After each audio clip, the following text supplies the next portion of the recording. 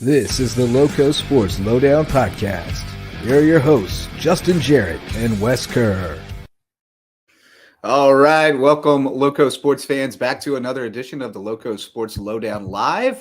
This has been a lot of fun, Wes. I've enjoyed it much more doing it this way, a lot less pressure on the back end. And it's been fun to get our guests in here and talk with them live as well. We're going to have Reggie Jones joining us here in a little bit. Came back to the basketball court this year and had a great season with the Beaufort Eagles and, of course, has maintained his role as the boys track coach throughout and has done a terrific job over there at Beaufort alongside Herbert Glaze, our old friend, coaching the girls for many, many years. And they've had a great track tradition over there. Looking forward to what they can do the rest of this season. And I just shared with you, Wes, we've been working behind the scenes, or I have, on putting together our top track performers of the season so far in the Lowco. So we'll be able to get that published soon. And hopefully some other folks, yourself and some others, will help me stay on top of that the rest of the way here. But it's been cool to kind of see how they stack up against each other. But before we get into the headlines and the news, how you holding up, buddy? How was your weekend?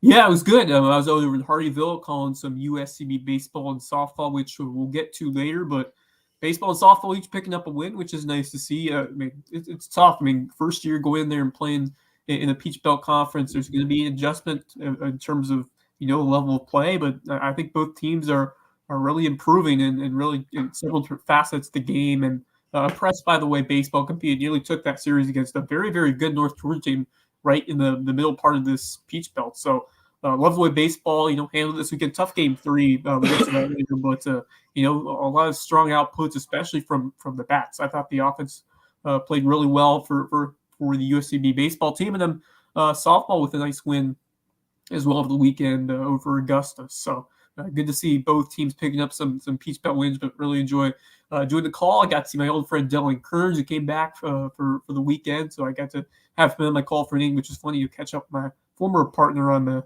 network over there. And then we're calling some games with Alex Long as well, who does a great job. So it's been a fun season so far over in Hardyville at Shark Park, as both baseball and softball in their first transition year going from the NAIA to Division I, Division II Peach Belt. So looking forward to seeing that continue. But it's been nice to now and then it's definitely needed to have the kind of a slower rain out day just to catch up on some things and to refocus and reset. But definitely missed out. I was disappointed when the May River Hilton High baseball game was canceled. I was looking forward to seeing that, but we'll have I believe the first meeting of that series will be Wednesday at May River, and then they'll have to reschedule the other game for later on in the year. So tough to see that get postponed along with a couple other local events, but right back at it here today.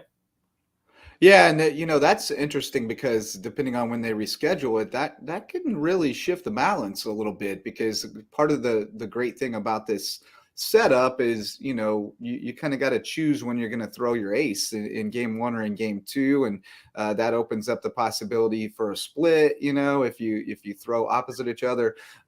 So it's going to be a factor. I think that happened last year with the Hilton Head May River series, and Darren Horn ended up facing Hilton Head twice, if I'm not mistaken. So that was bad luck for Hilton Head when that happened, or a couple of years ago rather. But regardless, we'll get to see him twice no matter what. And it was a little bit of a bummer, but I have to say, after coaching baseball all weekend, rain out on Monday, not the worst thing in the world for me. I was able to get caught up a little bit last night, not only on work, but also on sleep, and, feel like I'm strong going into today. But that was kind of nice. We hadn't had a good rain out night this spring. That was kind of nice, but certainly we had some good matchups on the schedule that we were looking forward to. So just have to put those off for another day. But it was a busy weekend. Like I said, I was coaching baseball up in Charleston. Did get to stop off and see Colleton County softball at West Ashley, which was kind of cool. Never been in that ballpark. They have a really great environment there. They had baseball playing Stratford next door at West Ashley. So great hospitality there, great performance by the Cougars. And then, our boys went 2-2 this weekend. Had a great Saturday, beat 2 really good teams, got the number 1 seed, and then had a rough time on Sunday. We're still trying to figure out how to close it out and be the alphas, be the champs, but it's a work in progress. And speaking of which, whenever we talk about that as a baseball team, I always bring up Bryson Nimmer, because we've talked with him at length about the fact that it took him a while to get over that hump, to figure out how to close it out in the final round, and be the guy who's supposed to win and go win. And we're trying to figure that out. So we're going to give him that pep talk again. But Bryson didn't win this weekend, but he had a heck of a weekend. Opened with even par. Looked like he might miss the cut on Friday. The last time when we were talking, he was below the cut line. And we said, well, that gives him a chance, an excuse to go try to make as many birdies as he can. And he made 5 in his last 10 holes, and then shot 69 on Saturday and 67 on Sunday to finish top 10. So great showing over in Savannah. And Mark Anderson played well as well, top 25. So great showing from the Lowco guys in what's a de facto home game on the Korn Ferry Tour. Yeah, that's kind of cool for both of them to get that experience of playing a tournament close to home. Of course, Bryson's got a couple of them on the PGA Tour. He played in a few Heritage events, and he also played in the Palmetto Championship. So, he's gotten some time. Played the experience of playing in a home venue, and this time he seized the moment. It didn't start out too well for him, but really hit the ground running on Friday and propelled himself for a really nice finish the rest of the way, finishing 68, 69, 67 on Sunday to close out the 276, 12 under par. He ends up in a finish for 10th place, which is just tremendous. Getting that top 10 finish on the Korn Ferry Tour. It is a grind. It is very tough. You're gonna have PGA Tour level players on this tour, or close to that caliber of talent. So it's a grind. It's a challenge every week to go up against some of these golfers in the competition that it takes to perform well in these events. David Skins, the Englishman, winning the event -17. Nimmer right there, just 5 strokes back. So, not too far off from competing and having chances to win these events. So you just think of the strides that he made, coming, maybe he was affected by COVID a little bit, but he got opportunities. If you think about those last few years on some of the smaller tours, won a couple of those tournaments and found a way to, make his opportunity here and get some looks. I think the valuable experience that he learned of playing a couple Heritages and playing the Palmetto Championship and a PGA Tour and a couple other tour events as well, that's just going to do him wonders. Just, to get that experience under your belt of those big time tournaments. When you get more opportunities like that, you're going to be well experienced in how to handle the pressure of that. So this was a big step forward for Bryson Nimmer. Great to see Mark Anderson right there. He almost won it last year. He was right there. He had a lead in the back 9 on Sunday. Couldn't close it out. Top 25 finish, though, still for him. 70, 67, 70, 72 for 900, 279 for Anderson. So very consistent couple of rounds for him. He's a guy we've talked about for a number of years. I remember he was just coming up, and he was big news here for a long time around here, and still competing and still playing some good golf. So great to see that from him, and just awesome once again to have these two competing right close to home, and great for their fans, great for their families to be able to just go down the road and see them play in a big time tournament. Yeah, it's hard to believe it's been 15, 16 years since Mark Anderson won the Players Amateur. It feels like not that long ago to me, but it's been a good while now, and he's had a heck of a run. Being able to just still be playing professional golf at this point is quite an accomplishment, because a lot of guys get out there and it's 2 to 3 to 5 years and they're not making enough to keep going. So the fact that he's still playing professional golf is unto itself a phenomenal accomplishment, and we wish both those guys well going forward. I know Nimmer's headed down to Chile. He tends to play really well south of the border. That's where he's had a lot of success, either in Mexico or in Puerto Rico. So hopefully he can get the southern blood flowing down there and have a great week down in Chile. And he already told us he'll hop on with us when he gets back on American soil. So we'll definitely have to get him in here to talk Heritage and talk about his season so far. But we talked a lot last week about Nick Pringle in Alabama, and they bowed out. San Diego State got him. San Diego State, one of the 4 kind of dark horses in the Final Four. And with that means that our bracket challenge is over. Nobody has anybody left in it. So we crowned our champs, and Nick Pringle keeping on going definitely would have kept things interesting for a while, because we had a bunch of people who picked Alabama to go deep or win it all. So it's been a wild NCAA tournament. I enjoyed getting to see our Lowco guy, and I've enjoyed the upsets, but pretty wild to see who's going to Houston. Yeah, it's the first NCAA tournament where a 1 seed did not make the Elite Eight, which is just unbelievably crazy to think of, the amount of upsets that we've seen in this tournament. Now we get a fantastic Final Four, different from what we've seen, but all the upsets make it so much intriguing to watch. Obviously, UConn's been a blue blood that's been around for a while. They haven't been at this level. They've won a bunch of national titles over the last 20 years, but they took a little step off. But Danny Hurley's coaching has been a huge boost, and they've got some excellent talent that's really melded together at the right time. It's all about getting hot and clicking in March. That's what's the name of the game in the NCAA tournament, and they've done that. So has San Diego State, Florida Atlantic, just a phenomenal story over there. And then Miami, Trevor Weldon. Shout out to Trevor. I congratulate him. I messaged him when his Miami Hurricanes made the Final Four. So I'm sure they're feeling good over there on the basketball side of things. So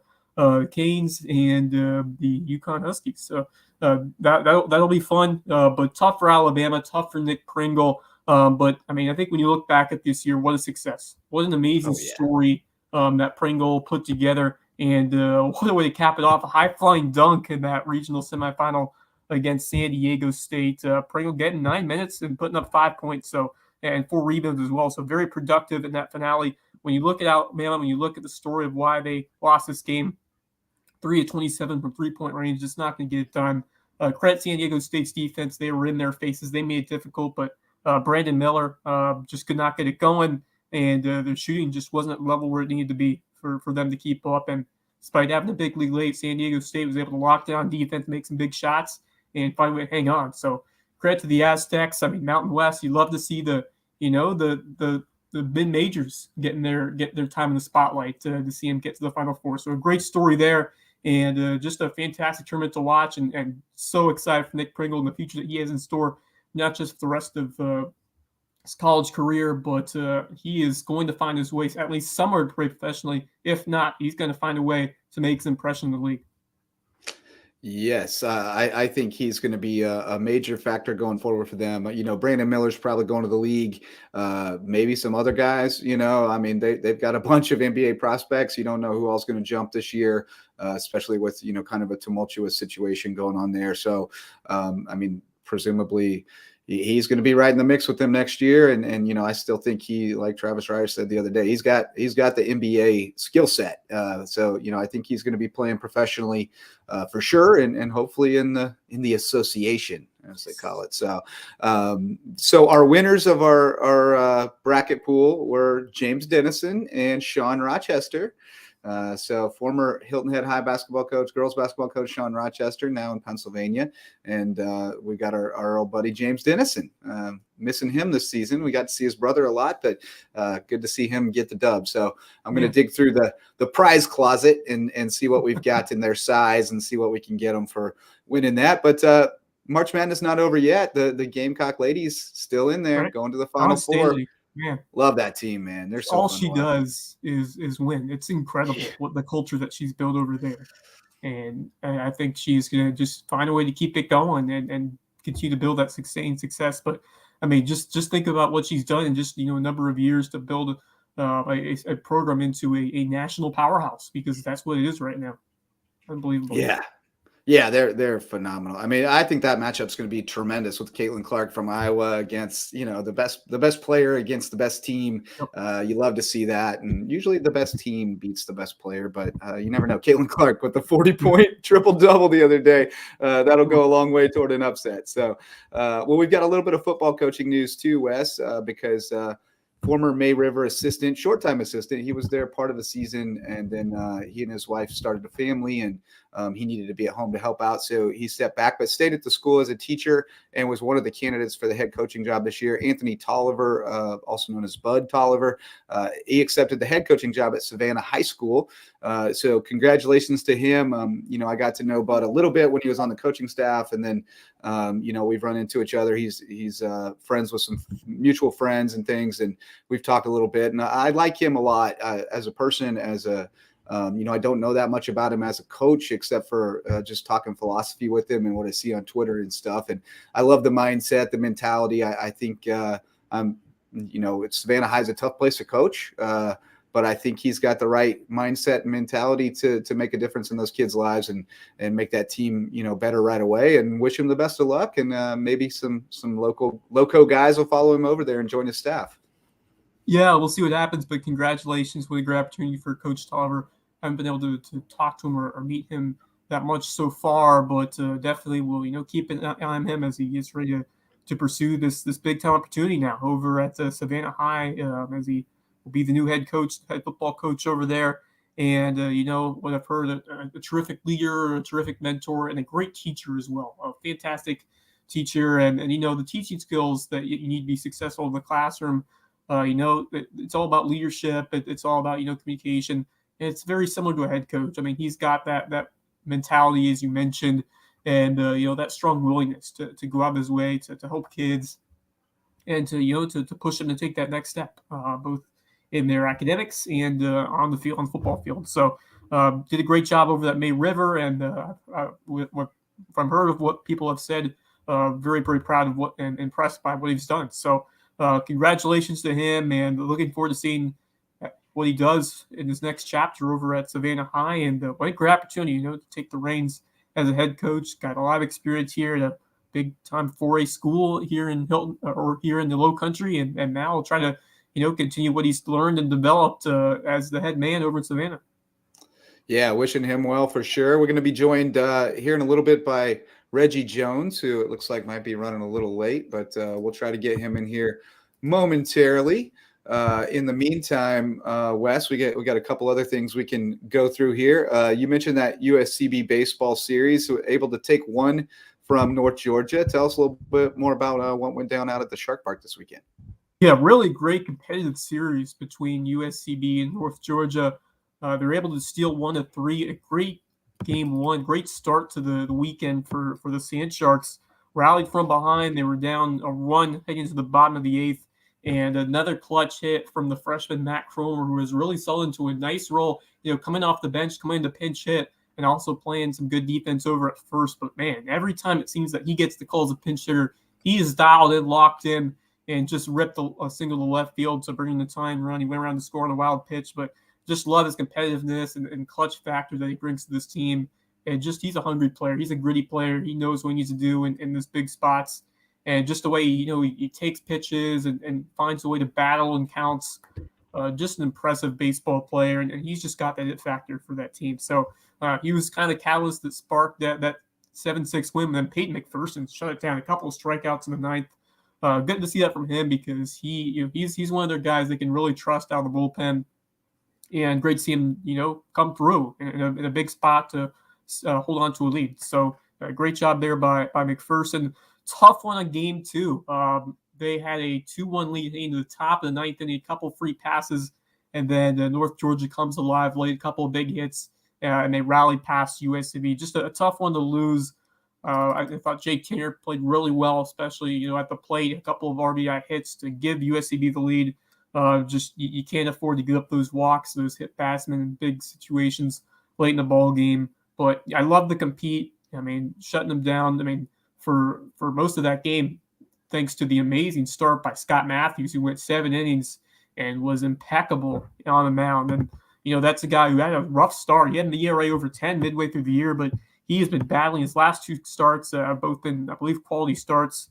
And this time he goes 7 innings, strikes out 6, walks 3, no earned runs. So absolutely dominant on the mound. And unfortunately, Josh Patterson, Christian Donaldson unable to keep it going there for the Sand Sharks. Is some good hitting, good patience there by North Georgia. Tim Conway, terrific at the dish for the Nighthawks in that comeback. And then they run the momentum towards game 3, and they put up a big number early, 7 runs in the second. But this Sand Shark team just kept battling in that game 3, and they pushed it to they were down 11-1. They're about to get run ruled, and they ended up cutting the lead to about 4 heading into the 8th inning. Fortunately, couldn't complete the comeback, but you love to see that determination, that fight, that grit from this Ted Falk coach team. So a lot of good positive to take away despite the series loss. So to be able to come from behind, get that game 1, and then stay competitive against a very good North Georgia team. So I'm liking the way I think this team is getting better. I think some of their position players starting to really like the outfield. Obviously, you got Brian Meyer coming back, but I mean, you look at Hunter Miller and then Carson Phillips and what they've been doing both the plate and the outfield. Love some of the younger guys. They've really taken another step forward. Jake Tanner's been really solid at shortstop. Wesley Ambrose, a really dynamic and speedy second baseman, a nice veteran of this team now. And I think you got some others. I mean, I love the way those young guys have really developed and staked their claim into being big parts of this lineup going forward. So a lot to like.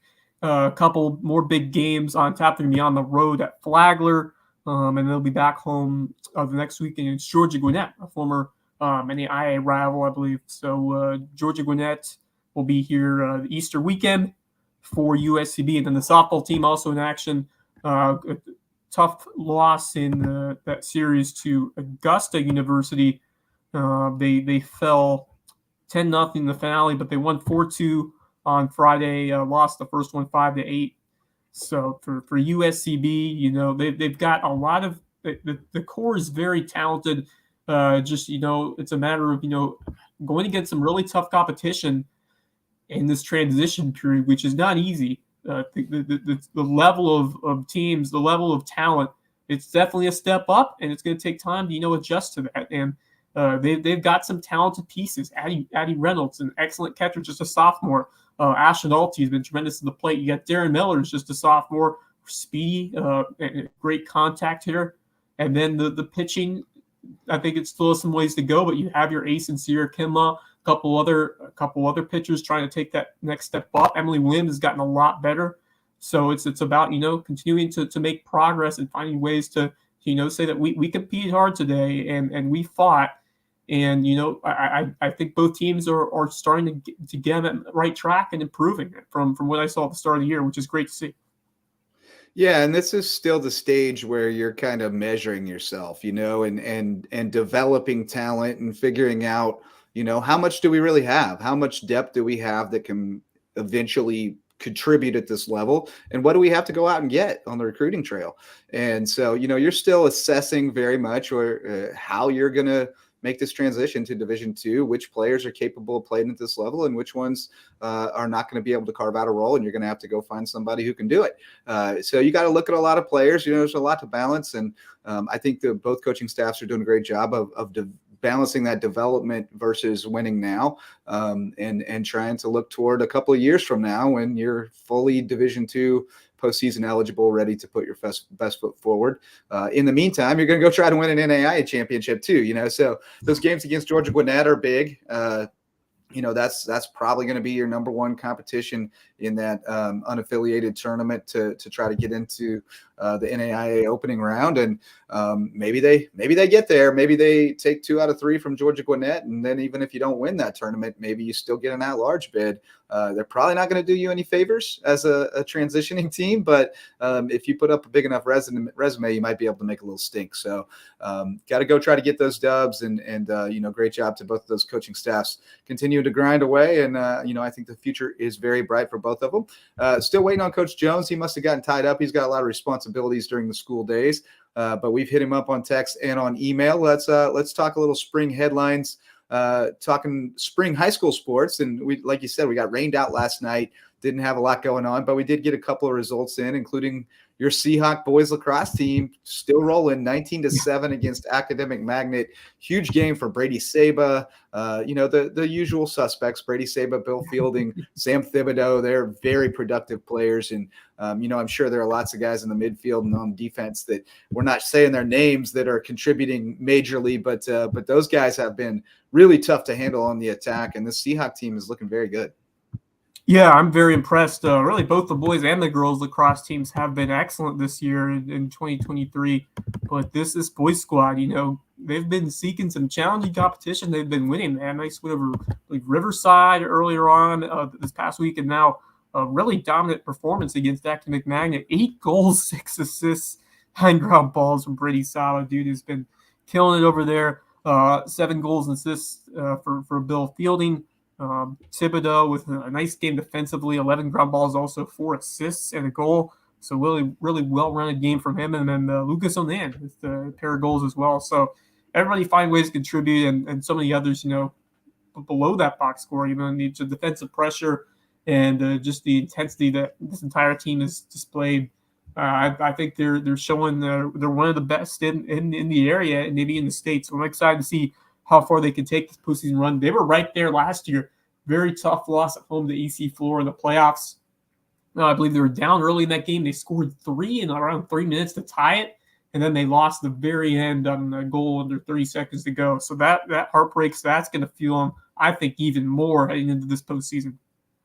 Yeah, I'd love to see a rematch with May River in the playoffs. That was a really good game. I didn't get to see in person. I'd love to see that happen again because I think those are pretty clearly the two best boys team in the area. I think the Seahawks are clearly the best girls team in the area. So I think both Hilton Head teams have a chance to make a pretty good run. I do think May River boys are also pretty dangerous, but man, Bill Fielding is a tall drink of water. He's a problem, dude. He's big and physical, and he can shoot it. I mean, that game against James Island, he had a bunch of goals, 6 goals, I think, sock trick, but he had some near misses, a bunch of close misfires that could have gone in. He could have had 8 or 9 easily. So they're pretty dangerous, and I think they're going to be. Hey, Alabama basketball's and Amari Burnett entering the transfer portal. So, like I said, there may be some changes to that roster. Nick Pringle could be moving up the depth chart pretty quickly. But keeping it back to the spring sports, Beaufort baseball keeps rolling. They blew out Battery Creek twice. I did see the. Prep Baseball Report put out their Power 25 for South Carolina. No Lowco teams or lower Lowco in that top 25, but Beaufort on the bubble. It's a pretty solid list, but I think they're kind of overlooking us down here a little bit. I think we got some pretty quality squads. Yeah, I mean, I think May River. I mean, you looked at what they did. They have been outstanding so far in the first few weeks of this season. I mean, I think Beaufort, from what I've seen from that, I think they're going to be a problem when we get deeper into close to the postseason. I mean, that's a scrappy team. And then, I'm not going to sleep on Hilton. That's a really well-rounded group as well. So I don't think. I mean, I think May River is certainly deserving as one of the top teams in the state. I think Hilton that's close. I think Bluffton's going to be very tough to knock out.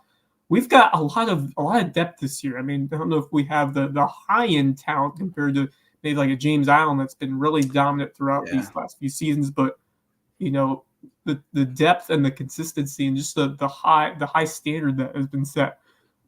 Hilton is a very strong team. Bluffton's a very strong team. May River, it's not going to be easy to pick up many region wins at all. It's going to be a battle every night, and you love to see that as a supporter of these Lowco teams and as journalists. I mean, it's every day, every night you're going to get a great game and you're going to get a battle. So it's going to be stressful for the coaches, it's going to be stressful for the players and the fans, but it's fun for us, to see some competitive quality matchups and lots of talent on both sides. Yeah. I think Hilton Head is really going to be a problem. I really do. I mean, they don't have that like shutdown ace necessarily, but man, they got a bunch of guys who can give you a solid start or coming in relief and throw strikes and pitch to contact and get outs. And that lineup is dangerous, man. They got a bunch of dudes who handle the bat really well. Guys who get on base at the top and some big boppers in the middle. Ethan Russo can change a game with one swing. Jackson Bybee can change a game with one swing. They got a bunch of dudes who can drive it to the gap or out of the yard. And when you face dudes who are pumping it in there and you drop the barrel on it, it goes a long way. So I think they're going to be really dangerous. I think the gap between the rest of the region and James Island is narrower than it has been the last couple of years. I think. I mean, we'll see. I haven't seen James Island in person yet, but I know what graduated, and it was pretty top shelf talent. So, I think that narrows the gap a little bit. And I think both these these or all three of these Lowco teams, really, Bluffton, Hilton Head, and May River, all have the potential to shock some people going forward, not only in region but into the playoffs. I think we're going to put a good foot forward in the region, and we always do that in soccer. Our region is always very strong in soccer.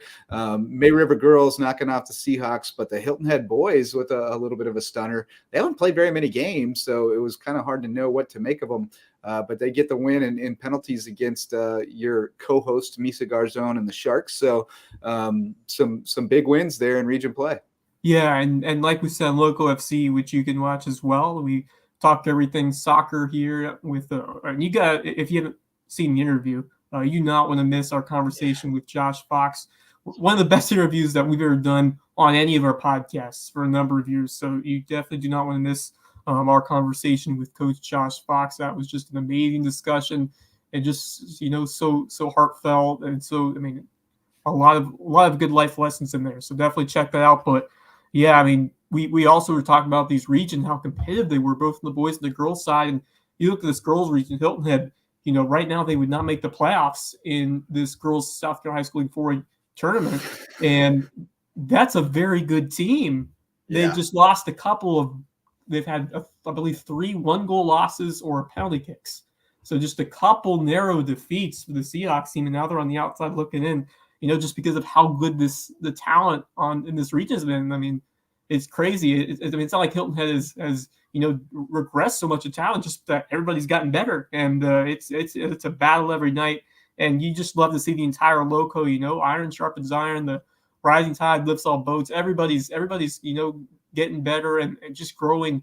And I'll credit all the soccer programs like Tormenta around the area that have really, gotten all these kids better and have just been great feeder and programs and pipelines to grow talent around here. So the soccer scene is just, improving on leaps and bounds on both the girls and the boys side. And the boys, that's a very tough region as well. You look at what Hilton Head was able to do coming over and getting that penalty kick win over a very good May River team. So, I don't think like Colleton County, I don't think they're on the same level as some of these other teams. But you look at Hilton Head, Bluffton, May River. The difference between talent is minuscule. They're all very strong. They all have their strengths and weaknesses, but I think like the level of talent, these games can go either way. And good to see for Hilton Head, coming in the road and picking up a nice win over a very, very good Shark squad. So I'm really excited to see more of these region matchups as we get into the second half now. Yeah, they're all gonna be just nip and tuck, man. One play can really swing it either way, especially when you got a 1-0 game, 1-0 game. Like it's just you pop one and that's it. So it's going to be very interesting. And on the region 8 3A side, Beaufort girls getting a couple shutouts, right, against Battery Creek, which is pretty impressive. Battery Creek was scoring a ton of goals, and Quinn Wilson rolled in there, and that was that. So D1 goalie can definitely change things. And those Beaufort boys are looking good. I think you're going to go check them out tonight against JP2, right? That should be nice little really local matchup. The JP2 team's looking pretty solid as well. Josh Fox, they got the state finals last year. They're hungry to get back. So, I'm really excited. Watch Jackson Ogden, we haven't seen for a while because, of course, he got injured during football season, missed most of basketball. Now he's back on the soccer field, which is great to see. Tony Hill's been an impressive goal scorer. That Bluffton team's scrappy. The Beaufort team, they're a hungry group. And I remember watching them, and when they, of course, were in 4A last year, Wayne Quinlan coached them for a short time as an interim. And, man, that was so fun to see, as a former Hilton Head Seahawk, and to see him, go back to his hometown or go back to his, home stadium where he coached for so many years. But that really invigorated this Beaufort team, and it's really continued. And they've got some excellent talent. We say it from all sports, but man, they just know how to win. They know how to scrap on no matter what field or venue it is. There's that winning culture. It spreads throughout the program. So I'm excited. I'm very, very looking forward to what I'm going to see tonight over at JP2. But yeah, it's soccer is ramping up. We've got so many good squads around here. Like I said, the youth programs, the pipelines, we've talked about how big soccer has been growing these last years. I just think it's continuing to explode. Just the trying to think of the word, but the involvement in the game. Yeah, the involvement of the game. Very grassroots, Yeah. and you see new clubs popping up, and the landscape changes pretty rapidly as far as like youth soccer goes. There'll be new clubs pop up and dissolve and things like that. But Tormenta's been there through and through. I think what they've got going on at Bluffton Rush is really good right now. There's always opportunities for people to create opportunities for more kids. And I think a lot of people have stepped up and done that, and it's been really positive. And, we're fully supportive of any kind of grassroots efforts to get more kids playing at a high level, whatever sport it is. That's where the magic happens. That's where we cultivate more depth for our high school programs and prepare kids to be the best they can be when they get to the high school level or beyond. So still waiting to hear from Reggie Jones, the track coach and girls basketball coach over at Beaufort. Must have gotten busy today, but that's fine. We know how to talk on the fly. We're good. We had to scramble last time too, because the internet went down. Right. Terrence Hatch couldn't come on with us. But while we're talking track or waiting to talk track, the Whale Branch hosted the Region 7 Coaches Classic meet this weekend. Mostly our Lowco kids competing there, so we had all the champs, but some really impressive performances. And I had a list somewhere on my computer of all the champions. Let me see if I can pull that up. Had a bunch of multi-event champs. Yeah, a bunch of multi-event champs. Janile Roberson from Hilton Head winning the 100 and the 200 on the boys' side. Keith Chisholm winning the 110 hurdles and the triple jump. Very impressive there. And how about Tanner McCracken from Battery Creek? Swept all the throws, discus, javelin, and shot. A couple other double winners, Talaja Bartley from Whale Branch taking the 400 and the 100-meter hurdles on the girls' side. And McKenna Swinton, May River, taking the discus and the shot put. And her shot put mark was silver standard for the mile split U.S. silver standard. So that's impressive. And I think Maddie Washington also hit the silver standard in the shot to get second. And then there was one other, Anya Arroyo in the 1600. Right. She had a silver standard. So really good showing overall. May River, really good showing. They had some impressive efforts. Yeah, they've got some athletes, and it's great to see, the amount of students that, take the track and feel and excel. I mean, we see athletes from across a variety of sports. Darian Perry winning the 400-meter hurdles, Noah Wasserman. So some of these names are very familiar if you follow some other sports. And then, of course, there's some specialists on the track and field side, and some cross-country runners who go over here during the spring and shine over there. And so a lot of, names that we recognize, but also some names that, shine at this time of year. So it's just great to see all the talent on this track and field venue.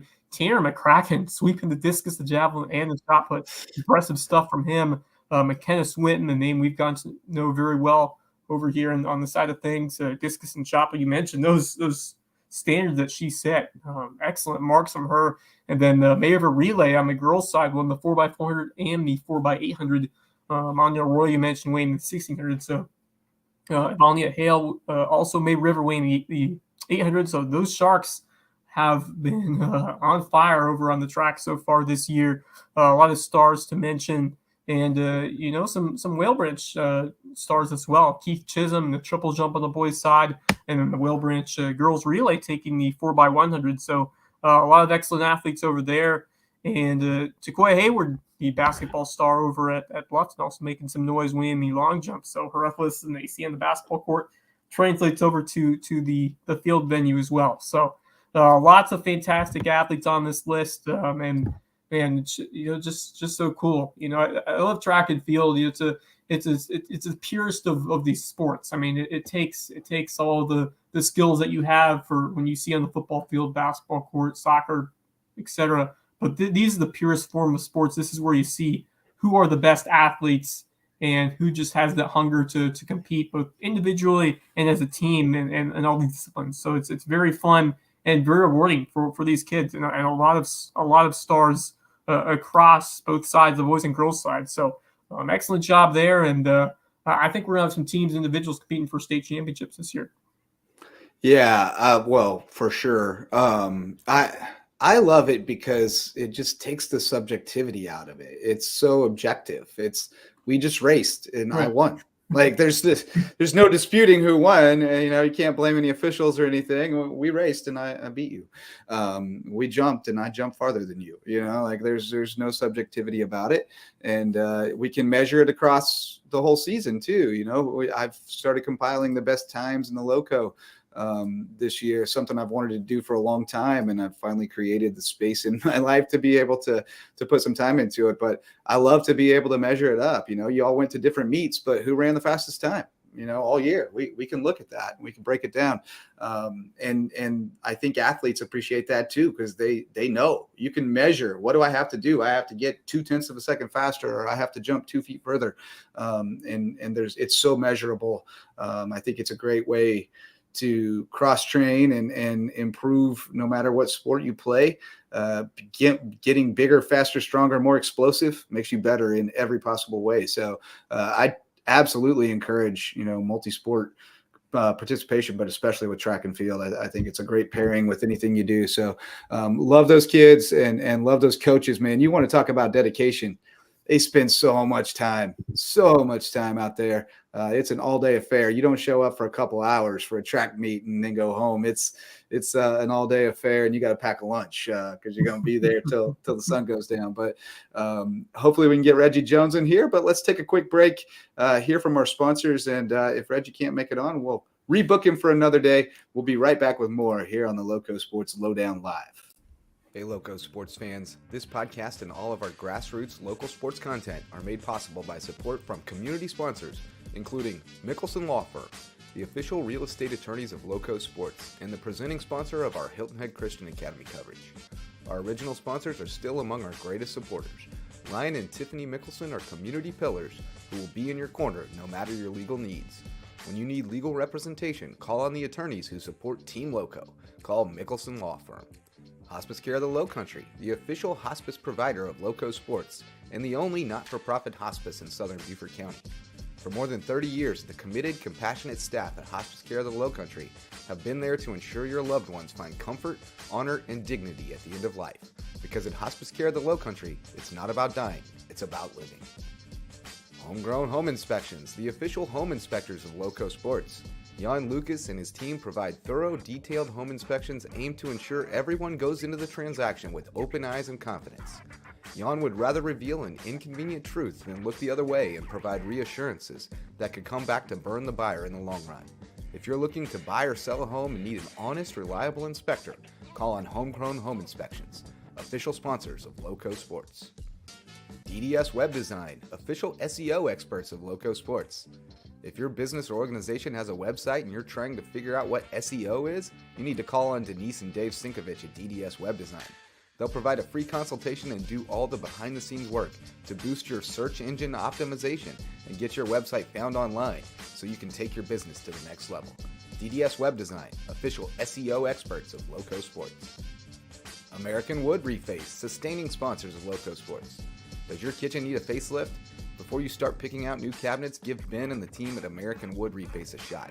They can reface your existing cabinets to overhaul your aesthetic without the hefty price tag and reimagine your kitchen at a price point you can manage. Be sure to tell them Lowco sent you, because every referral helps support Lowco Sports. 4M Metals, sustaining sponsor of Lowco Sports. Got metal? Your roof might need it. Metal roofing advantages include better energy efficiency, weather protection, longevity, a more aesthetically pleasing design, and the product is all green. So if you've been thinking about a new roof, go metal. Let 4M Metals be the difference in your roof. Jay's Barbershop. It's the talk of the town and the place to be in Ridgeland. If you need your ears lowered, head over to Jay's for a fresh cut and great conversation with good folks. And tell them Lowco sent you. Local Pie, official pizza sponsor of Lowco Sports. They sling some of the best pies in the Lowco, and my kids say the mac and cheese is the best around. Hungry? Hit up Local Pie, longtime supporter of Lowco Sports. Barefoot Floor Care of the Lowcountry, the official floor cleaners of LowcoSports.com. If your feet tell you your floors need cleaning, call on Barefoot Floor Care of the Lowcountry. They provide residential and commercial services, including cleaning carpet and area rugs, tile and grout, upholstery, curtains and drapes, mattresses, and more. But most importantly, they'll get those floors so clean, your feet will thank them. Barefoot Floor Care of the Lowcountry. Hilton Head Prep is a sustaining sponsor of Lowco Sports, and we tell you all about the Dolphins' athletic exploits. But did you know it's also the #1 ranked private K-12 school in Beaufort County and ranks in the top 2.5% of schools nationwide? Visit hhprep.org to see what Hilton Head Prep has to offer.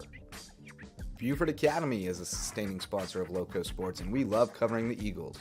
With a student-to-faculty ratio of 7-1 and an average class size of 14 students, Beaufort Academy could be just the educational solution you're looking for, with more one-on-one attention. BA has a strong history of working with the whole child to prepare each student for college and life. Check them out at BeaufortAcademy.org. Thank you to all of our sustaining and supporting sponsors for their support of LowcoSports.com. Go Lowco!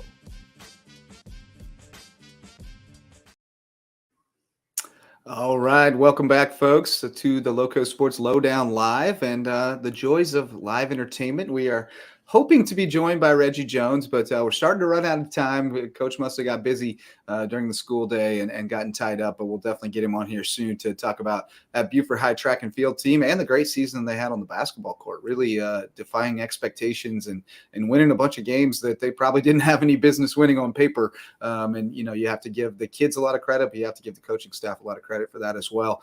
Reggie Jones, a great guy, been doing it a long time, and hope to get him on here soon. But a few more news items to get through, Wes, including some wrestling news. I saw JJ Peace from Cane Bay won a national championship, and this evaded my gaze, but you tell me that Bluffton's Jada Lawrence did a great job in the national girls meet. Yeah, finishing 7th overall in that national tournament Nice. during All-American status. So that's a big accomplishment for Jada Lawrence, and Neil and I are very impressed by what she has done, and it just speaks to, you know, the trail that these girls have been blazing here. I think it all started with what Zaya Estrada did with, you know, getting that national recognition for her incredible success throughout these last few years. But she's really, you know, blazed that trail for some others to follow in her footsteps. And now we're seeing, you know, a big increase in girls wrestling. We saw, you know, Coach Boulware when he was over at Hilton Head High, you know, creating that girls program, which I think is going to, you know, continue its growth throughout these next few years.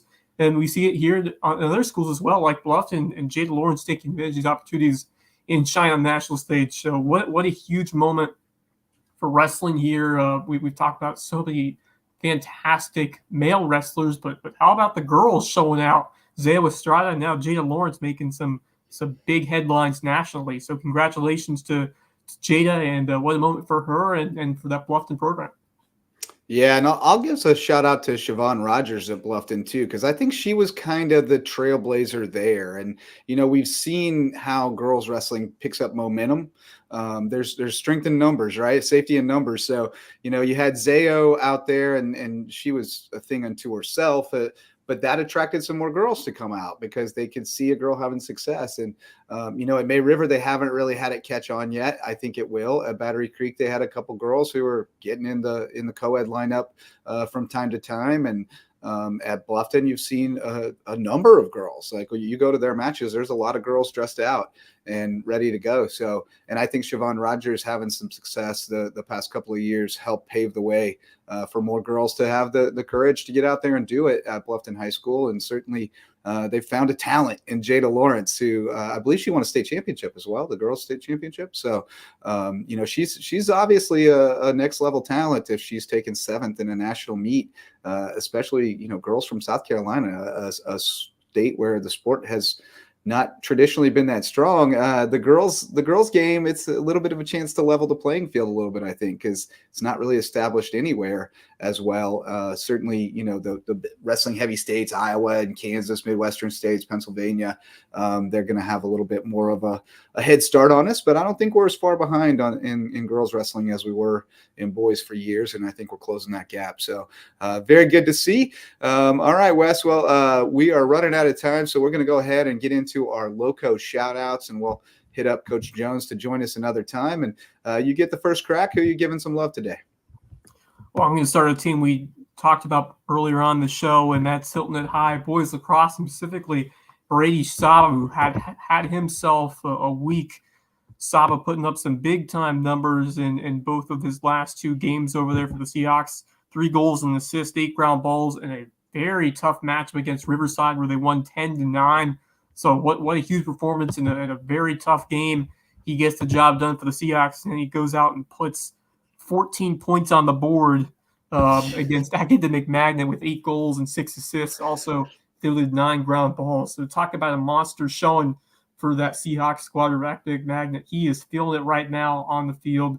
And, man, I'm so excited about the future of what the Seahawks can do the rest of the year with Saba, Fielding, Thibodeau. That defensive core has been so good recently, and they're quick. They get to ground balls, and they're fantastic offensively. They put up a bunch of goals in their last 2 games, especially, in a very hard-fought showdown against Riverside, and coming back on Monday, put up 19 on the board against Academic Magnet.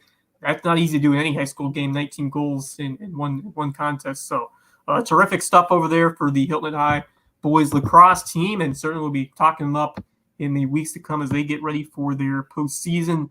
And then for my team, Saba was my individual, but I kind of melded it with both. But for my team, I'm going to go with the Beaufort High baseball team that just downed Battery Creek 11-1 on Friday. Zach Talbert, 9 strikeouts in 4 innings in the win, gave up just 1 earned run, and they were productive at the plate. Logan Brutcher, Carter Bowersox, Jaden Andrews, all with big days. Mason Connolly, Dom Camacho, who was one of the Stars defensive back in football season. He's showing out in the baseball field, 2 for 2 with a triple, drove in 2 runs. So this Beaufort team is deep. They got a lot of talent in their lineup, and Zach Talbert, a veteran who knows how to deliver on the mound, committed to playing Division I. I believe Division I over at Francis Marion. So, you're right. Yeah. So, what a fantastic start for the Eagles, and just like we've said from all these other programs and teams over at Beaufort High, it's just crazy to see how that culture, and we say, football season sets the tone for the rest of the year. I think you're absolutely right with that, because I think, Bryce Labrin's squad and just the culture that instilled, I think it carries over to the rest of the sports, and now we're seeing it with baseball and soccer now. Yeah, no question. Quickly, Francis Marion's still D2 in baseball, Conference Carolinas. I think they compete D1 in golf, if I'm not mistaken. Yeah. Not sure about that, but I think they might, if I recall correctly. But nonetheless, a quality Division II program. I mean, it's splitting hairs. Getting to play college baseball overall, I mean, that's a big accomplishment. I mean, that's and we've been around enough to know that the higher levels of D2 are comparable to the lower levels of D1. The higher levels of NAIA are comparable to the lower of levels of D2. So it's there's a wide range within those scales, and there's definitely D2 programs that are better than a lot of D1 programs. So the level doesn't really matter. They got a bunch of good ball players on that team, and Shane Monahan's doing a great job of getting them all pulling in the same direction and strategically putting the pressure on the defense and doing a lot of good things there. I love your Saba pick, Brady Saba. I'm going to start calling them Thunder and Lightning. I think Bill Fielding is Thunder and Brady Saba is Lightning. He's a little quick guy who can. He's got some sick stick skills to get through traffic and get shots off. I mean, it's impressive the way he can maneuver through traffic. And then, Lucas Onan, also you shouted him out with a couple goals, but he sets the tone. He's winning 65% of his faceoffs, and that makes a huge difference when you're getting possession that often to start on the attack. So great shout outs there from you. I will give my shout outs. We talked about him already, but Tanner McCracken from Battery Creek, track and field, sweeping all the throws at the Coaches Classic. And he doesn't have the best javelin mark this season in the Lowco. That belongs to Casey Fields, who threw it 158.10, which is 28 feet further than anyone else. Tanner McCracken, though, has the 4th best jab mark at 128.5.5. He's got the best disc mark at 144, which is crazy good.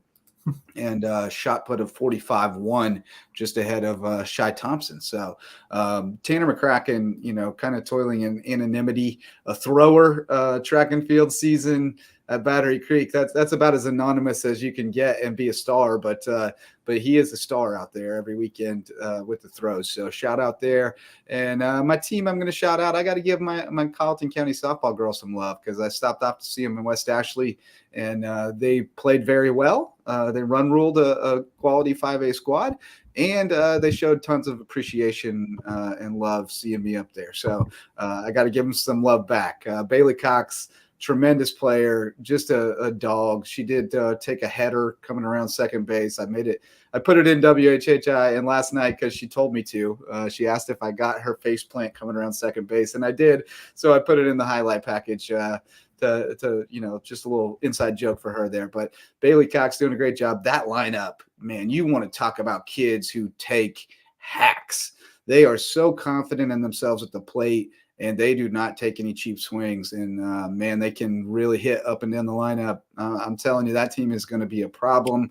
I just don't see the pitching from anybody in this region to really be able to neutralize that lineup. And I think they're going to be able to outscore people. But, man, they're fun to watch. Yeah, I think the offense is really the key here for Colleton County. I mean, Bailey Cox is excellent, in the circle, but I think it's really going to come down to the offense that's going to propel this Colleton County team deep in the playoffs. You look at Slocum, Sanders, Shays Home, just to name a few of these strong hitters in this lineup. They got a bunch of boppers out there who can make good contact, very patient at the plate, and have the power to, hit for extra base knocks. So love the way this Colleton County team is playing, and hopefully I'll be able to see them at some point this year in region play, if not in the postseason, because I think this team, they've got the offense and they've got some speed as well to take things deep. And then Bailey Cox can provide with some strong innings on the mound as that your go-to ace or starter, and then maybe gets contributions from some other guys in big spots. This team, has that core and has that talent to push for a deep postseason run. So Colleton County, that's a team that these last few years we've been talking them up, and they're strong here once again. And we talked about Colleton Prep winning the softball championship a few years ago in Skeeter. Yeah. So, man, Colleton County has produced some excellent ball players on the softball side. Look no further than that rec complex. I'm telling you, they have a world-class rec complex in Walterboro, and it's full every weekend, and they don't have to travel to go play. They just go out there and play whoever's there, and it matters. It makes a difference when you get to the high school level. So speaking of Cressasia Holmes, check this out.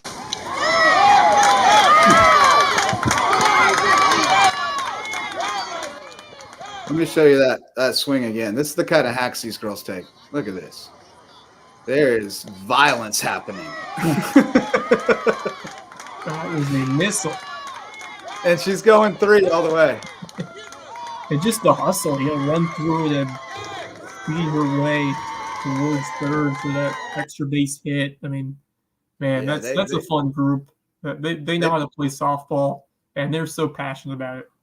I just love the way they attack strikes. They get something they can hit. They don't miss it. They don't let it go by. They attack it, and trying to get our boys to be a little bit more like that at times. Just when you recognize one you can hit hard, you take a daddy hack and see what happens. Whatever happens, happens. But that's a fun team. I'm looking forward to seeing a lot more of them down the stretch, and I think they'll be playing deep into the playoffs. So when others are going home for the season, we'll still be covering them, I think. So, well, Wes, unfortunately, we couldn't get Reggie Jones in here with us today, but we will certainly get him booked another day. But it was a great show nonetheless. Enjoyed talking with you, and hopefully folks are all caught up now and ready for another week of exciting Lowco sports. Yeah, it's things are starting to ramp up. I mean, April is such a busy month because we got playoffs starting, and on top of all that, we got the RBC Heritage now just 2 weeks away. It's getting close. Yep. And so we are going to have a lot of exciting things to talk about with all those postseasons, and then what should be might be the most prestigious edition of the Heritage we've ever had. It's going to be awesome. Our guy Brady Sanchez ready to get back out there. He got his standard bearing schedule. He's just Wednesday through Friday, so he's ready to get out there on the weekend and help us cover the tournament. Looking forward to that. That's one of my favorite things is getting our interns out and letting them be a part of big events and get their feet wet. So looking forward to that. We'll have live shows throughout the Heritage as well to keep you posted on what's happening out at Harbortown. But that's going to do it for today's show. Thanks so much to all of our sponsors. Thanks to Reggie Jones for agreeing to come on, even though he couldn't make it today. We'll get him back on real soon. And most of all, thanks to all of you for listening or watching. As long as you keep doing that, we'll keep doing this. For Wes Kerr, I'm Justin Jarrett. Until next time, go Lowco. The Lowco Sports Lowdown podcast is a production of Lowco Media LLC and LowcoSports.com, an independent media outlet providing grassroots local sports coverage in the South Carolina Lowcountry. We are sustained by community support from sponsors and patrons like you. Get in the game with a monthly pledge of $1 or more at patreon.com/LowcoSports to keep us going and growing. Go Lowco.